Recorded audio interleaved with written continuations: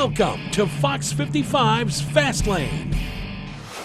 Thanks so much for joining us on your Sunday morning home for the local auto racing scene. I'm Bryon Graff, and this week's show is brought to you by the Wimmers. We have Jana Wimmer next to me. Scott Wimmer has your tech tips, and Chris Wimmer will be our special guest. Curt Keene and I, as far as we know, are not related, and he'll be here as well with As far Keene as you know, Observations. of course. As far as I know. How's that for an introduction to the show this week? On today's show, we'll check in on action from Marshfield Speedway last Friday night and get to know a young up-and-coming super late model driver. We'll also talk with a racer turned crew chief. Let's get started with Marshfield Speedway, and Bryon has your highlights. Let's start with the super late models at Marshfield Speedway. Defending champion Ben Pettis in the blue 22, a winner in the heat race, eyes another win in the feature. Brian Hackala led the first 10 laps of this race before Jeff Weinfurter pushes to the front. Meanwhile, Pettis works his way through the field and catches Weinfurter on the 16th lap. No one caught him on a restart 2 laps later, and he cruises to a dominating win, followed by Mark Eswine, Hackala, Brent Stroka, and Ryan Hinner. I really just tried to keep the car as straight off the corner as I could, trying to not get the back end to break loose and just get a good straight drive off the corner. And that was kind of my key to making the straightaway longer and having good corner speed. Now the pure stocks. Carl Jeanette, the fastest qualifier. Jake Chopik starts in front, but he's quickly passed by Dan Weinfurter. Jeanette right on the tail of Weinfurter. Weinfurter holding off Jeanette. Chopik coming in third. Cole Varsho fourth. Charlie Nickel clocked fast time in the Extreme Fours. A shifting field found multiple leaders early on. Ron Siskel, Phil Maloff, and the father-son combo of Steve Hauser and Dirk Hauser in that mix. Dirk opens up a big lead and takes the checkered flag, followed by another father-son pair. That's Adam and Kevin Eckes. Maloff fourth, Chuck Dixon fifth. The Bandits entertaining on the evening with Jerry Brickner, the fastest qualifier and heat race winner.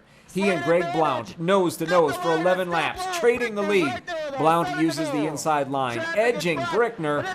Keith Wasick, Tim Hintz, and Jenna Breitenfeld also in the top 5. Golden Sand Speedway was back on track this week with a night full of racing and fireworks. With only 6 events on their 2015 schedule, Friday night's races marked the halfway point of the season in Plover. Bryon? Jeremy Lepak sets the pace from the inside of row 1 in the 40-lap late model feature. Mike Egan to the outside of him.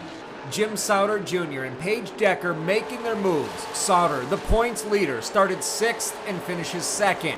Decker started 8th and cruises into 3rd. Meanwhile, everyone's following Egan in the 44 as he captures the late model win.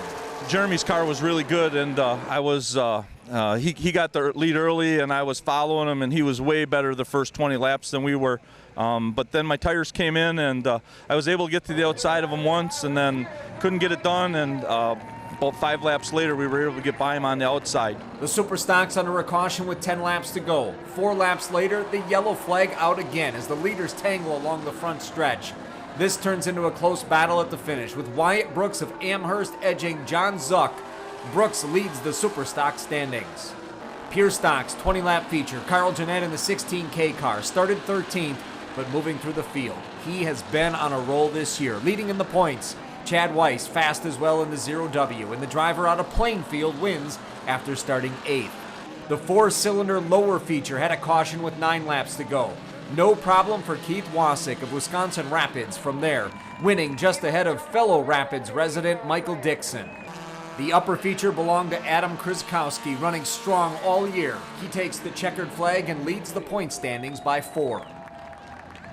Now it's time for us to switch gears just a bit for our driver feature. And soon after the number 9 car rolls onto the track, you tend to hear things like, he's only 13 years old. Well, Jana, you had a great conversation with this 13-year-old, and what'd you come away with? Yeah, he stopped in to talk to us, and he's just a great kid. You know, he's really excited about racing. He's doing super late models. He's doing some Midwest truck, American ethanol truck races, and really just getting involved on the super late model scene and really excited about it. Wherever he goes, Derek Kraus is the youngest super late model driver in the pit area. It's been pretty fun racing against all them bigger guys, older, and I think the next youngest that I raced with was like well, 14 down South Alabama with Harrison Burton. And it's been fun racing up here with the big boys at Wausau and down south all over. After winning a Bandolero championship at State Park Speedway in 2014, Kraus began to get his feet wet in the Midwest Truck Tour. Then this year made the big jump to super late model racing. And tough with the truck and the Bandolero, because the Bandolero you just held it wide open and turned the wheel going down in the corners, but now you got to use throttle and brake, and especially at Wausau, with the lack of grip it has there, you got to really use your foot and be calm on the gas pedal. While Kraus continues to learn in his new machine, he is fortunate enough to have someone close to him to guide the way. Kraus's dad, Mark, raced for over 25 years and saw success at many different levels. My first race I went to, I was like 3 weeks old. I went down to Colorado, and I don't remember that, but he's pretty much taught me a bunch of it and telling me what I'm doing wrong and what I'm doing right. Well, more of the wrong stuff, but it's pretty fun watching him grow up and then trying to do what he did with me, and it's been fun. Kraus competes full-time at State Park Speedway, but has added some prestigious events to his schedule. Earlier this year, he made the trip to Speed Weeks in New Smyrna, and also the Rattler in Alabama. And he has some pretty big events planned for the end of this year as well. Well, you gotta adapt, and I'm okay at adapting. I mean, I can't really go to track and go really fast right away. I gotta adapt with it, and that takes probably a practice session. Then after that, I'm pretty decent with times and stuff, but it's been pretty fun going track to track, learning new tracks and all that. And we talked about some of the big super late model races he's been doing, and he's looking at going to some big races still this year. Snowball Derby was one he threw out, and that's kind of the best of the best go to that. So he's really diving all in and doing really well in the super late models. He's really busy. You know, we asked him where he saw himself in 10 or 15 years. He kind of kept that to himself. Yeah, he didn't want to share, but I think he has pretty high expectations. I think so as well. Kraus will be back on the track this Thursday at State Park Speedway for the Tavern League 60. Marshfield Speedway is also on the schedule this week. Friday will mark the makeup race from May 29th, which was postponed due to weather. It's Veterans Night with all veterans getting in free. And now, through the magic of television, Curt appears between Jana and I. Thanks for being here. Thank you. Keene Observations, we always look forward to this, and it's your weekly dose of Curt Keene. Well, that's a good thing. I guess not much racing going on with the off weeks, but had some racing last week at Marshfield Motor Speedway and Golden Sands. And one thing we wanted to talk about was last Thursday night at St. Park Speedway was kind of crazy with the Flip Merwin Memorial. Had a bunch of wrecks, took a lot of cleanup. Some guys' cars took a hit. One of those was Ryan Hinner, but he and his crew worked really hard and were able to race pretty quick after that. You know, Ryan, he's a guy that races State Park every week, always at Marshfield. Got the car back together and, you know, got fast time. Third in the feature. Ryan's one of those guys that didn't win a feature yet at Marshfield this year, but I think you're going to see him win at Wausau. I think you're going to see him win a race at Marshfield. Just a good group of guys, and he's racing in memory of Paul Henry, one of his crew guys that passed away this year, and I know he would really like to get a feature win for his memory. And there's a good battle going between Greg Blount and Jerry Brickner. Yeah, Greg Blount and Jerry Brickner, same thing at State Park. They're always racing side by side in the mini stocks. Over there at Marshfield, they call them the Bandits, but you know, for 20 laps last week, they were side by side, and Greg and Jerry used to race RC cars over at Greg's track, and you know, it's about the same thing. They're side by side, but this time they're not wrecking, and put on a really good show last Friday over at Marshfield. One thing that, you know, as we touch on these support divisions, the pure stock division at State Park Speedway has been exceptional. Their races have been really great, and you want to talk about the points and how close these drivers are. Well, if you look at the points, it's like 1 through 8, from 1st to 8th, 49 points. Your leader right now, Travis Vohm. You have Tim Naraki, you know, Nick Erickson Jr., and even in the division, you've had 4 different feature winners. You know, you've had Nick Grish picked up on opening night. You've had Travis Vohm, Carl Jeanette this last week, and Nick Erickson Jr. So, you know, 4 guys can win, you know, have won every week, and I think it's going to come down to the end. I mean, 1st to 8th, you don't usually see that in a class that has 17 cars that are showing up, and it's been a really good, exciting race. Last week they tore up some cars, but I know Butchie Schramm, whose car got tore up, he'll be back. Dylan McAsee's car received plenty of damage. He'll be back. You know, those guys will just call up their buddy Jeffy, and he'll get them parts. So, you know, but it's a great division, old full frame cars. It's always exciting to watch the pure stocks. Is this traditionally the time of year when you start to see the separation in the standings? You're usually doing some of the divisions, like the mini stocks or Snap-on mini mods. But this year, it just seems like everyone's right there. And every week you have different winners. Last week we had Jimmer Leitz winning a feature, his first ever. Before, it'd always kind of be like someone that's usually always fast every week gets a win. But this year, it's just been close, competitive racing at State Park Speedway and at Marshfield. It's time now to take our first break. We'll be back with more on a Wisconsin tie to the NASCAR Xfinity race last weekend. Welcome back to Fox 55's Fastlane with Bryon Graff and Jana Wimmer. The NASCAR Sprint Cup drivers were off last weekend, but will soon hit a stretch of 9 straight races. This also didn't mean that Matt Kenseth was just lounging around near a pool all weekend.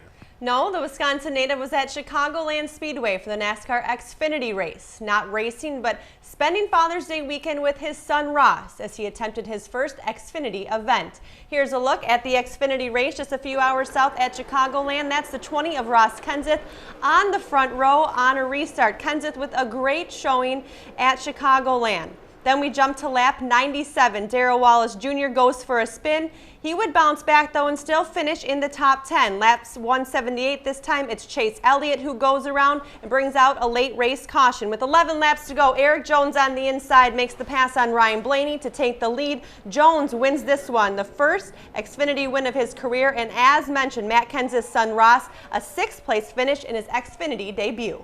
Thank you. I thought these guys did a fantastic job. Worked on it all day. The first round, we were just so tight, I couldn't get by anybody, and worked on it there. At the end, we were really good. I felt like we probably had a 3rd, 4th place car. Just a little disappointed we didn't get that top 5 out of it. These guys worked so hard at it and gave me a great car this weekend. Just huge thanks to Dollar General, JGR, for giving me this opportunity. It's for a one-off deal like this, I was happy. I was hopping in this car. It's been real competitive all year, so hopefully we can do it again. Good finish for Ross in that debut. And the Cup Series is back in action this afternoon at Sonoma Speedway. You can watch the Toyota Save Mart 350 on Fox Sports 1 beginning at 1:15 this afternoon. Time for another Fox 55 Fastlane break. When we return, we'll be joined by the 2014 Slinger Nationals winner. Welcome back to Fox 55's Fastlane with Bryon Graff and Jana Wimmer. And this week we welcome a guy who's raced everywhere from State Park Speedway to the NASCAR circuit. And our special guest this week is Chris Wimmer. Chris, thank you so much for joining us. Full disclosure, you know Jana. Yeah. I hope so. Let everyone know that. Married couple. How'd you get him lined up for this interview? We're going to start with that. Well, first of all, I'm not sure he's super thrilled to be here. I think I had to twist his arm a little bit. He doesn't like the TV so much, but I asked him to do us a favor. But you two, without getting way off track, because we're going to have to get into this just a little bit, you first met by you trying to interview Chris. Yeah, this is true. It was at actually Larry Deachin's race at Golden Sands Speedway in 2007 or 8 or some long time ago. And I had a live interview lined up, and I got stood up for my live interview by this one right here. And here we are, 8 years later, happily married. But he had to practice, and I know he had a bunch of good reasons for not making the interview, so I've forgiven him in the last 8 years. And you two in transition phase of your lives, moving to North Carolina. That's where you've been now for a couple of months. And Jana, in the process of going out there, you're expecting your first child. And congratulations for that. And so a big transition time. So glad that you could be around and join us for the show. So let's talk about that move to North Carolina and what you're doing down there, because people are used to seeing you around the tracks in north central Wisconsin, but haven't seen you as much this summer. Yeah, I got an opportunity to go down there and help an up and coming kid, Harrison Burton, and it was a once in a lifetime opportunity, and just kind of had to jump on it and go with it. Obviously, I know this, but it all happened kind of fast. I mean, what's it like when, Jeff Burton gives you a call on the phone and asks you if you can come down to North Carolina and help this kid race? It was pretty neat. I didn't answer the phone call at first. I left it go to voicemail and listened to it for a couple times before I called him back. But Jeff's a really down to earth guy. He's one of the nicest guys I've known, and he's been really helping me a lot with everything. And it's nice to have someone like that. And Harrison, I mean, he's only 14 years old. He's very young, but he's been doing very, very well. I mean, he's a pretty good little race car driver. Yeah, I mean, he's been driving since, I think they said they started him when he was 5 years old. So he's got a lot of time behind the wheel, but yeah, he is very, very talented. It makes what I'm doing a lot easier, not going in, with a new kid. But he's doing an excellent job, and I'm really looking forward to the rest of the year. One of the great things about when you drive, when you were racing, is that you really knew your car and you were always working on it. So now that you're on that side, working but not driving, how's that transition going for you? It's difficult because I always set up my own cars, just by how I feel, and now I got to try to watch it and, try to. I mean, Harrison gives really good information, but I think it should be doing something else when he's telling me it's doing this. But it's been different. It's gone good so far, so hopefully it keeps going on. And he's been doing pretty well. Yeah, the kid's he's an amazing talent. You'll see him for quite a while. Now let's backtrack. When you used to, race quite a lot around here. Looking back, big win last year, won Slinger Nationals. I mean, what was that like for you? I know it was a big moment in your life. Yeah, definitely. That was always one of the races that I would always help my brother at, and it was always one that we marked on the calendar. I didn't race it that much. I think that was the third or fourth time I was ever there. So, I think it's one of the biggest races in Wisconsin. So to come out with a win there was definitely a big moment. And you won other races. Is that one the biggest one of your career that you won? Absolutely, that was the biggest one. That one you were battling Matt Kenseth as well. Yep. What was that like for you? Because this is a guy you watch on TV all the time. Granted, he is a Wisconsin driver. He comes back quite a bit. But when you're side by side with him, what was that like as an experience? It's exciting at the time. You don't think about it. After the win, it all took a long time for it to sink in. So now looking back, it's pretty neat. And you had your brother Scott spotting for you, and as you crossed the finish line, I mean, Matt was closing in on you like those last 10 laps or so. I don't think Scott ever let you know quite how close he was to No, you. Scott does an excellent job spotting. He keeps me calm. If he would have told me everything that was going on, I may have lost the race. We've had so many driver guests who come each and every week, and it really is in their family, especially for you. What's that been like for you to grow up in a family like that and to be able to continue on and do this as a career? It's neat. I mean, it's exciting. My family's been behind me my whole life with racing, and we've done it our whole life between ski racing and racing three-wheelers and with the cars. And it, like you said, it's been in my family the whole time, and you really need that support to do it as a career.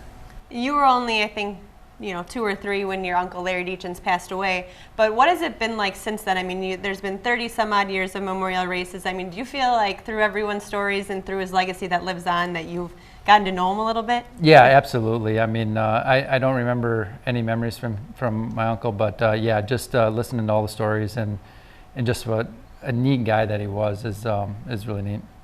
Your brother Scott does the tech tips. I'm curious if you're interested in either helping him out, or has there been talk of you bumping him out of that segment? No, he can have that. Chris did loan us his shop to shoot them in, so that was I think what he contributed to the tech tips. So we have this special feature that we do when our guests are here, and this is what we called our checkered finish. So normally we just go back and forth. Jan and I ask the questions, but we figured we'd do it a little different, and this is going to be newlywed game style. So Jana has gone through the questions and already wrote down her answers, and I have them right here somewhere. I have them. We're going to ask you, and we're going to see if they match up. We're going to see how well you know each other. Are you ready? Okay. I have to find that sheet. It's in here somewhere. What was your first car? It was a Volkswagen Jetta. Okay. Jetta was the answer. Do I have that sheet? Where's the sheet that you gave me? I don't know. Where did you hide it? Is it in this pile somewhere? Yeah, it's right there. It is. I got it. Look at that, Jetta. Jetta was the first one, and he's not looking at these. What would be your dream car? Your dream car, yeah, something to drive around. Your dream car. Probably just a really nice pickup truck. Okay, like a Chevy and what type? She said Chevy F-150. Perfect, a Chevy F-150. A Ford F-150, right? Are you going Chevy or what? You sort of answered with 2 there. Yeah. What was your first? What was your first job? I worked for my dad at the travel center. I think I was about 14 years old. About a week. And for a week, she has Wimmer Construction. So was that in there somewhere? That's still his dad. That's still part of it. Okay. I think it's at least like a half a point. There you go. You're getting a lot of half points. Who's your favorite NASCAR driver? Current or former? Current. We'll go current if that narrows it down. I don't have a current one, so. We're going to make you pick one. You can do ever then, and I'll be wrong. It's okay. I'd have to say Matt Kenseth. All right, Jimmy Johnson is what she had. I like Jimmy too. If you could race at any track at any level, which would it be? I would like to go to Bristol Motor Speedway with a super late model. Oh, that should have been a good guess. I said Cup at Richmond. Yeah. And then what's your favorite thing to do away from the track? I'd like to hang out with my wife. That's a good answer. And your answer was? I said hang out with our dog Max and then hunt and fish. And hunt and fish. So if we add that up, you got how many right? I got them all right. 3.5, At 6? Least All right. half. All right, At you got least them all half. right. So we have a couple items for you before you get going. Fancy Fastlane polo for you. Thank you you for joining us today. So you two can match at home, and then we have your Country Fresh Meats gift card. Thank you. Thank you so much for joining us. That is Chris Wimmer. We will be back with Scott Wimmer and Jana Wimmer tech tips after this.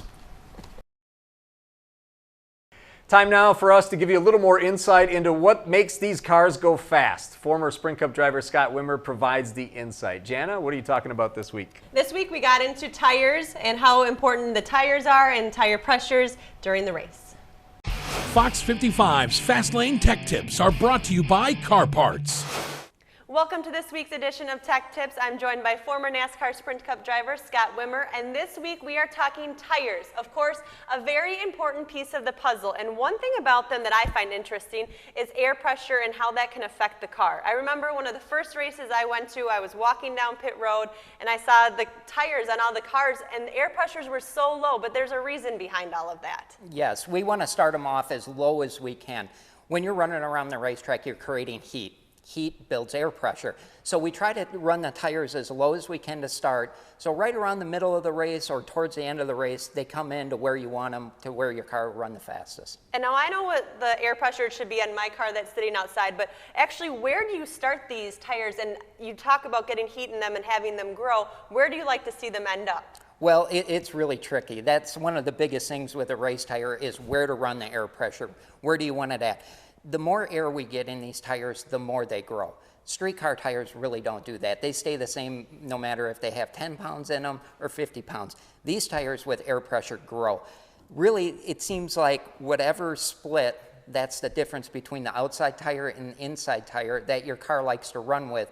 That's where you want to keep your air pressure. A lot of times on the right side, we like to see around 32 pounds. On the left side's around 22. So you want to keep about a 10-pound split in air pressure, and that'll keep your tire circumference size hopefully around the same too. You threw out an interesting word in split, and you started to talk a little bit about what it is. It's also called stagger. Explain to me what that is a little bit, because it can have a big impact on your race car and how it handles. And it's, I see guys that come in, from practice, from qualifying, and they have right away pit guys running around, taking air pressures, writing them down, because there's a lot that goes into that and a lot that goes into the way your race car handles because of these tire pressures and how they match up for things like split.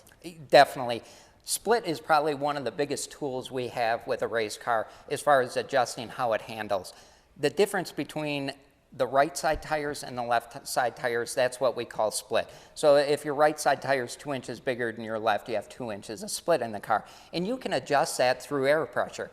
It's real tricky though. Some guys want maybe an inch of split to start the race, and towards the end they'd like 2. So you really have to change your air pressure and adjust your air pressure to make sure that right side grows a little bit and the left side stays the same through the race. A good tire person is really important to keep your air pressures right, keep your split in line, and hopefully get your car balanced to where you want that 2 inches of split, you'll always have it. And is that, you've said 2 inches of split, things like that. Is that a driver preference, or does that also depend on other things on your race car and how you have it set up? Yeah, it definitely is. There's a lot that goes into selecting what kind of split you want in a race car. There's different rear ends, even different tires. Some tires like more split, some like less.